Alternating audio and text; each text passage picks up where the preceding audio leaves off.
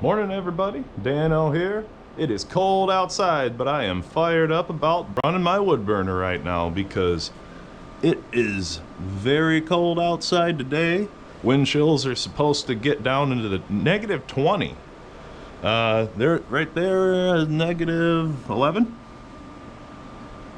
with a 7.4 mile an hour gust. So it's there, it's cold, but this is the wood burning gridiron. I will say it again because this is what you prepare all season for.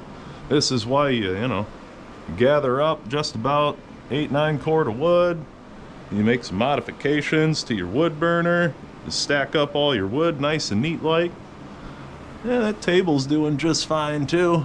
It's doing a great job of doubling my capacity. I've been running out of that for a few days now, but the real reason I wanted to bring everybody in today was to introduce Megapan. Hey, extreme times call for extreme measures.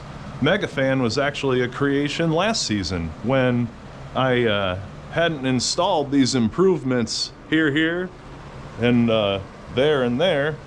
This is what I use to get all the hot air from this room under this, which this is actually the sewer line for the rest of the house, the upstairs.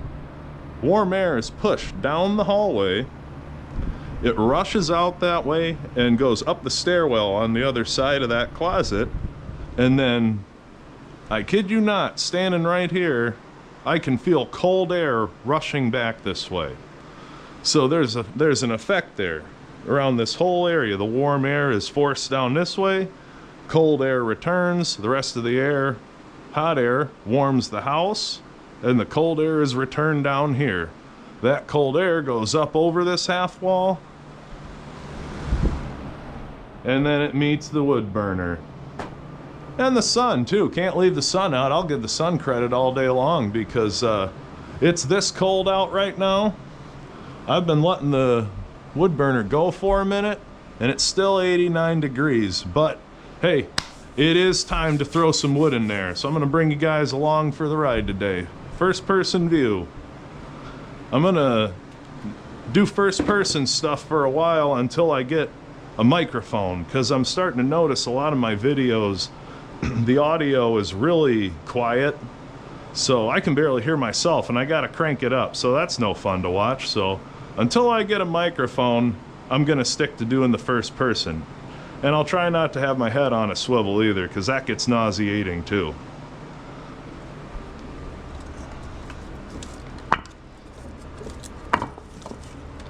Ooh, a piece of walnut. All right. Oak. Got oak, walnut, and maple. My secondary air is fully open.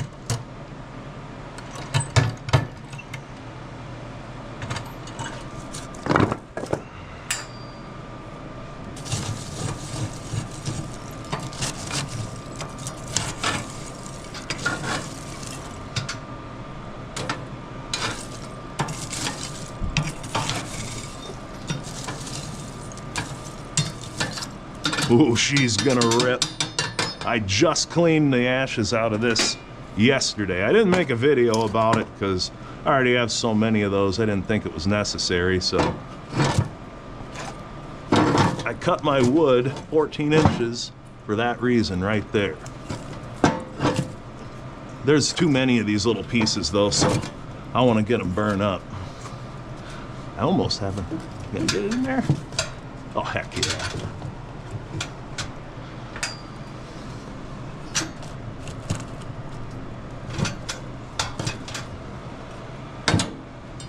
Ooh, yeah. All right. That will get going. I'm in no rush though, because the sun is shining. Negative 7. Nice and cozy.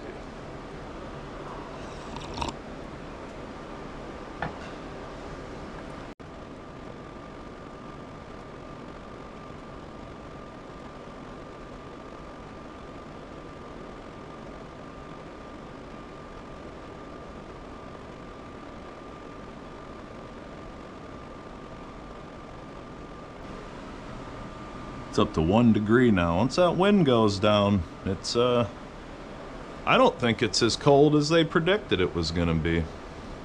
They were saying -11 by this time today, and I'm not seeing it at all at my station.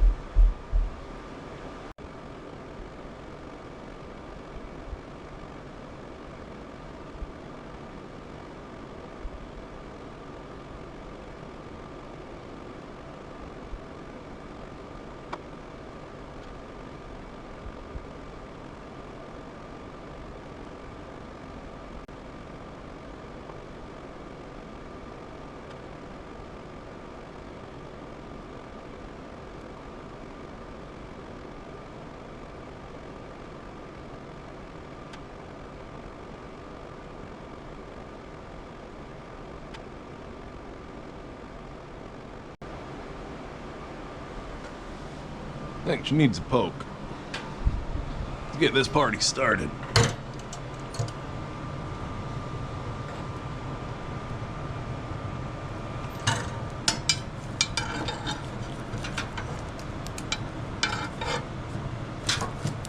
Ooh. Bold move there. Ow.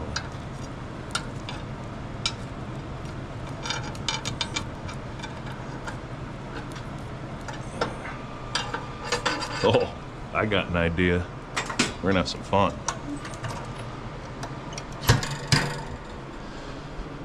The other day, I took the liberty of taking a broken tire. This is just a tire inflator. The gauge was just horribly incorrect. It was like 10 psi off, and I didn't really care to mess with it, but I had an idea. You guys gonna like this? That air port on the bottom.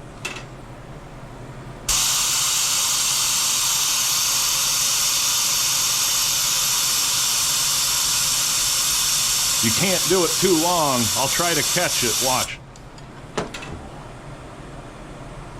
Didn't do it. That's okay. Try it again.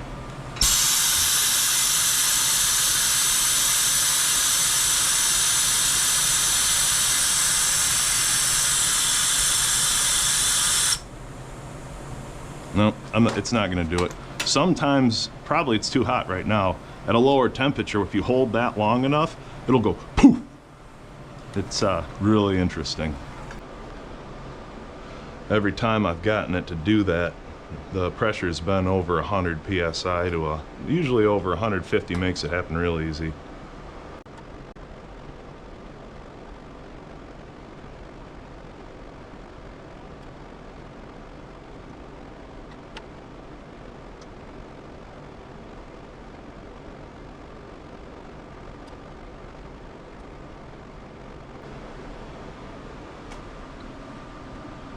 Two degrees, 4.5 mile an hour gusts there a minute ago.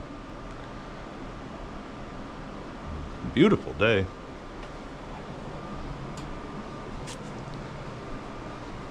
Little wood pile that we built earlier this season. You guys were there for that one.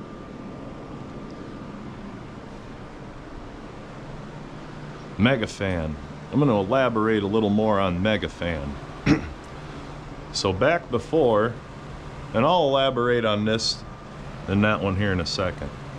Megapan was just a concoction because I knew I needed to push air underneath that little bulkhead there. And all the hot air is up here, right? And I started with one fan, and it was doing okay at taking the room air in the middle of the room and pushing it out, but I wanted this. So I said, well, heck, I'll just zip tie another fan to the top of it, and then I should be able to get everything, right? Well, this is neat because you can still adjust this. I can turn that off. Up, full blast. I keep it on one because I don't need this to be, I need this to be stronger than this, and this one moves the most air. So that's why this one's up here cranking. You can feel this. This feels pretty good. That's a little bit cooler.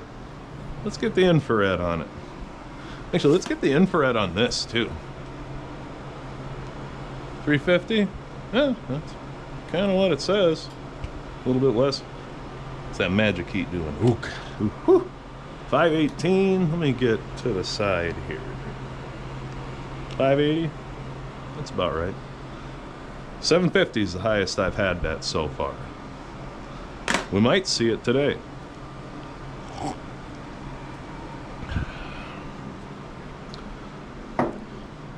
This is connected to a register that I had in the master bedroom closet. Why is there a register in a closet? I'm not sure, but now it has a fan connected, a 6-inch inline duct fan pulls air from here up into that register. This is just a simple grate I put in here to let all the excess heat from the room heat the crawl space between the first and second floor.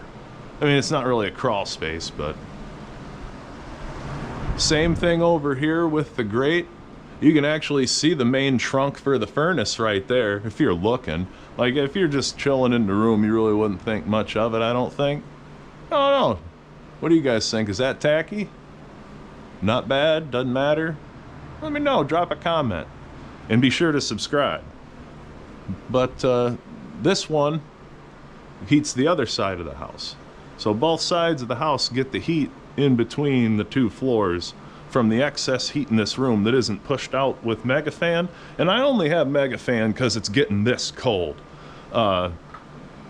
Otherwise, I don't need Megapan because that draws a lot of electric. The fan in there, the 6-inch inline, only draws 1/3 of an amp. These, I think, are both 1/4, so 1/2 an amp compared to 1/3. I like to run without it. But this one is also very similar. I took a register that was in our mudroom, which the way the system is designed is the cold air return is right here. The trunk for that's right here, and it goes upstairs. That register feeds cold air for the vents in the basement. Upstairs, it goes straight up from that, and then there's your main intake for the whole house. Well, this register for the mudroom is so close to that one, the main intake, it just overpowered no matter if it was heating or cooling. So I said to heck with that, and I took that out of the system, out of the loop, blocked it off, just like I did with the register in the master closet, and then I did the same thing. Took a 6-inch inline fan and hooked it up in here to draw air from the heat plant and take it up and put it in the mudroom, because the mudroom used to be the coldest part of the house. It was an exterior door on the garage, one of the coldest spots. So now I'm heating that instead of it just kind of being a dead zone for heat or overpowered by the HVAC system, taking away from everything else. So those are two of the modifications I made that really paid off big dividends. And they actually, the fan for this one and the fan for that one are both on a remote switch. So in the off season, I just click them off and don't worry about it. So that was all the development that happened between Megapan last year and today. But it is, oh hey, that's a -5. It's cold, that's for sure. It's this is the wood burning gridiron. You're looking at it. Just cost of wood, $75 a cord. Purchase minus everything I sold from the beams. She's getting up there. Normally I would throttle it down right now just to kind of conserve the fuel, but I need the output today. That thing's been cranking for a minute and the room's only up to 92. I like to keep it in the mid-90s down here because that puts the rest of the, if I can keep this in the mid-90s, it keeps the rest of the house at about 70. 68 at the coldest point. On a warmer day, anything 95 plus and it's over 72, 74, it can get uncomfortable at times. So I try not to get to that point because then I'm just wasting wood. This is what it's all about.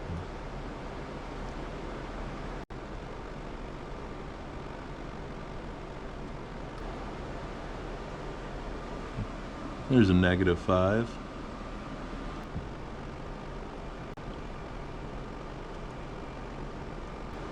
Temperature's just over 400 now.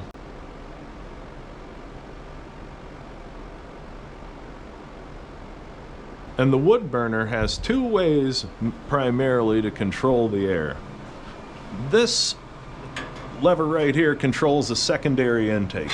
Those are the burners, those tubes in the very top. So check this out. You can see it, right? That works extremely well.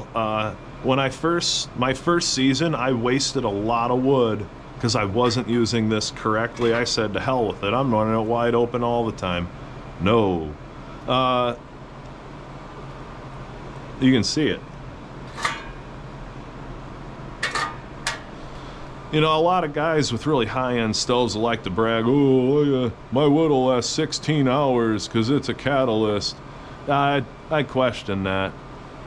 I question that because, you know, I could get 16 hours. I could get 16 hours of runtime out of this if it was like 50 out and I loaded it up real big at the beginning of the day and throttled it all, got it going like this, throttled it all down, and it was a sunny day and I really didn't need it anyway.